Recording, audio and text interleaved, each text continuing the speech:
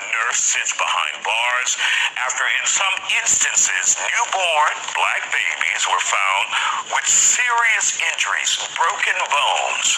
Enrico Doctors Hospital says staff found 3 babies with, quote, unexplainable fractures. 26-year-old Aaron Strotman is charged with malicious wounding and felony child abuse. My next guest is Dr. Danish Ali from Archway Pain Institute. He says these allegations are true. If true, she should have not been allowed to work after she was suspended the first time and they brought her back.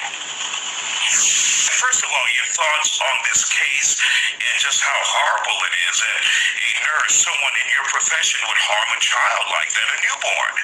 Yeah, it's very disturbing news indeed. Our first, the oath that we take is do no harm, right? And so when I hear stories like this is a truly disrupting and really sad, shocking news that I hear from somebody who we would help, or we would hope is helping the child, somebody who's in the NICU where they're sick, they've got other things going on.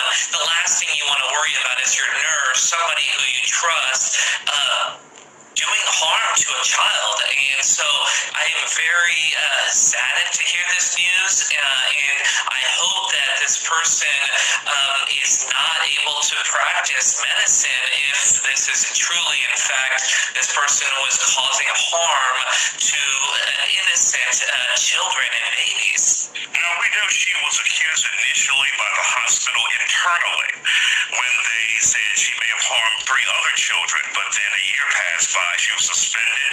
A year passed by, and they brought her back. Was that a mistake? It was, Isaiah. I mean, as long as you have somebody who has potentially caused harm, this should have raised some flags for the hospital. They should have taken more initiatives and perhaps not brought this person back. She was on administrative leave for 1 year.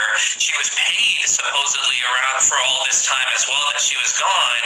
And then the hospital did its job of checking to see if there was something. I just don't think they did enough. I don't think they did enough investigation. I know that hospitals have ethical boards and committees.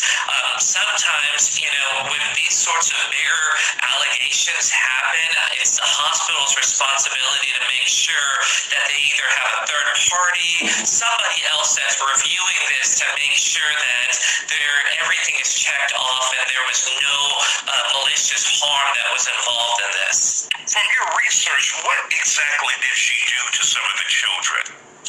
From what I could see and from some of the x-rays of these children that were obtained, what I saw was she was not handling them in the right way and maybe being too rough with them, or maybe pulling on a leg or something that causes either a dislocation or a fracture or something. So, again, we don't have any strong evidence, and these are all accusations and allegations that we have so far, but I think it's the hospitals and even the now federal government's job to really research this and make sure that this person does not practice and does not harm anybody else if this was truly, in fact, the case. And I want to make it clear what prosecutors are saying. You're saying that she may have handled them roughly.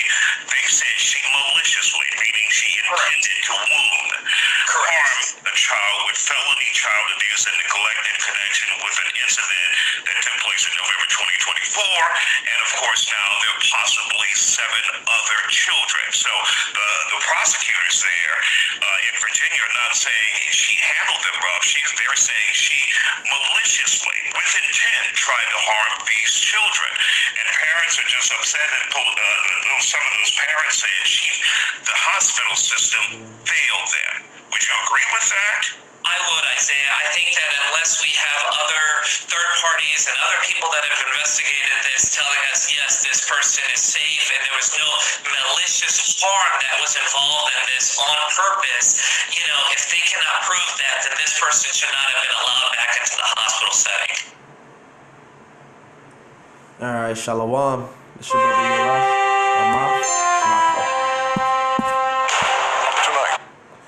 This your brother Yarash Amar from the GMS Champaign, Illinois branch. Before all things, I want to give all praises to Yahweh Bahashim, Yahushai, Bahashim Berkakwadash. I want to give double honors to the apostles, the elders, great millstone, and salutations to the Akim that's pushing this truth, and righteousness, and sincerity. All right, Shalom. And as from the clip sees, Shalakia. I don't know what I was thinking when that sentence just came out, Shalakia. But as you see in the clip, the point of the video I wanted to get was that you have to just analyze the mindset of an Edomite, man. And you have to go back and see the scriptures and actually see this devil for what he really is. All right, no matter how, you have a work buddy, he seems like cool. He might be a good guy. No, none of these Edomites are good people at heart, man. All right, the Lord didn't make them to be good people at heart, all right?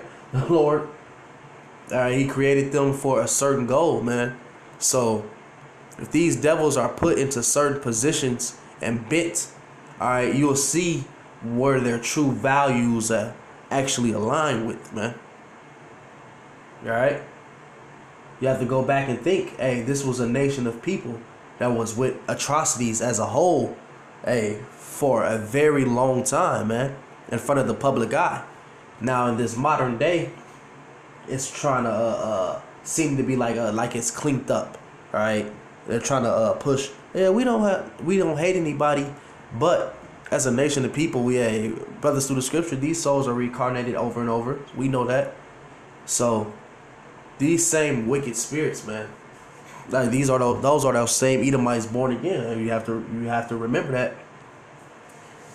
When you're dealing with these Edomites, man, I always use wisdom, man, and keep that in the back of your head. All right, this is the damn devil, man. All right, so I wanted to grab something. Ezekiel 35:5. It says, because thou hast had a perpetual hatred. Now, when you go into the for the word for perpetual, that's everlasting, right? Forever. All right. So it says, because thou hast had a perpetual hatred, and hast shed the blood of the children of Israel by the force of the sword, in the time of their calamity, and the time when their iniquity had an end. All right. So this devil has a everlasting hatred for the Israelites, man. It's something that's been sown in him, man.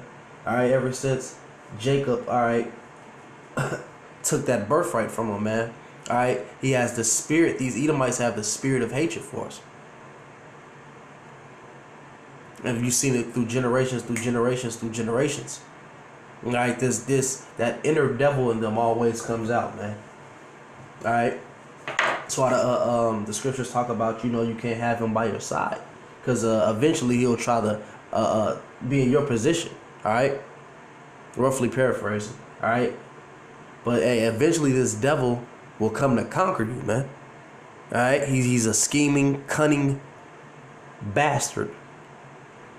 And the Lord uses these devils as whipping sticks to judge the nation of Israel. So I'm going to grab that since I said that. So, just brothers got to know what we're up against, man. And don't be ignorant of Satan's devices, man. Don't forget.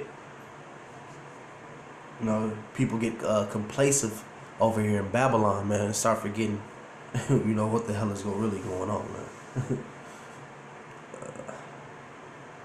Wicked like this. All right, this is Psalms 17:13. It says, "Arise, O Lord, disappoint him, cast him down, deliver my soul from the wicked, which is thy sword." All right. And we know who the wicked is. It's Esau, Edom, according to Job 9:24. All right, because the earth is given into the hands of the wicked. All right, when you look at the ruling class, the ruling class race in the world, all right, it's no other than the so-called white man. All right, and his people, the Edomites, which are biblically known as the Edomites. So that's what you're seeing, man, and you're seeing the attitude and the demeanor of these damn devils, man. Grab something real quick. Yeah, this is a point. Sirach 14:17, and it says, "And if he doeth good, he doeth it unwillingly, and at last he will declare his wickedness. But you see the mindset of the Edomite woman.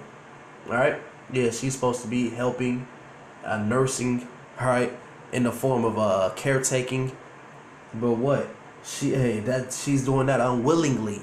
Oh yeah, I'll go get you some apple juice. But it's it's hatred in her heart. It's an unwillingly gesture from her. And the hospital and pharmaceutical industry as a whole, all right, it's nothing but witchcraft anyway. All right, when you go into the Greek word for the Greek word for pharmacy goes back to the Shlakia. The word pharmacy goes back to the Greek word pharmaki, which means witchcraft, man. So when you go to these doctors, they're nothing but prescribing you witchcraft, man. It's nothing but sorcery. All right, along with you drug dealing Jakes and Esau, it's all sorcery, man. All right, but the point of that is what this damn devil, all right, it does no good out there. It's no kindness out of his heart. I just want to know.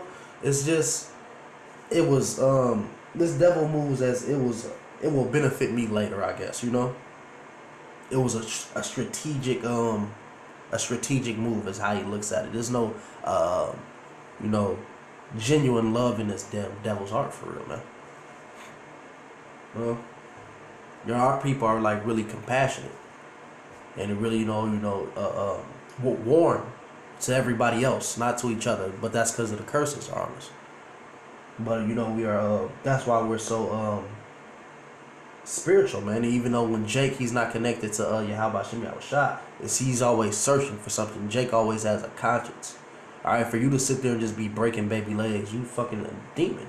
Not saying that somebody of our nation wouldn't do it, but this is just common amongst their nation to do wickedness. They scriptures talk about how when they come into rulership, it exceedingly polluted the whole earth. All right, going back to the time of Alexander and the Grecian Empire. These devils have always moved like this, man. So we grab this real quick. This is Psalms 10 and started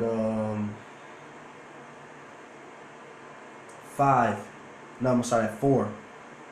The wicked through the pride of his countenance will not seek after Yahweh. Yahweh is not all in his thoughts. Yeah, so point. He has no. That's why he can move that code. All right, he has no because the Lord is not dealing with his ass, man. He's just a fucking beast of a man. He doesn't think about repercussions. The Lord is hard in his heart anyway. But this devil, he knows the Lord's coming, but we'll look at him going full forward on with his plans. All right, because he's a fucking idiot. But the Lord is in control of all things as well. Going down to verse 5, it says, "His ways are grievous, thy judgments are far above all his sight. As for all his enemies, he puffeth at them." Yeah, he's a proud man. He's really proud. But it says all his ways are grievous, man. So yeah, that's the mindset of Esau. Edom. Was that Obadiah 1 and 9? It says, "Would you gather?" Let me just grab it. Butcher.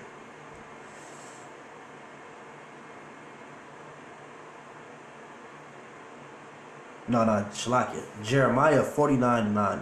It says, "If grape gatherers come to thee, would they not leave some gleaning grapes? If these by night they will destroy till they have enough." Yeah, that's the mindset of Esau. Edom is to just, he doesn't know when the fuck to ease off. He's a ravaged devil. He's just a beast. Yeah, he's not honorable. Yeah. He's just a very dishonorable man.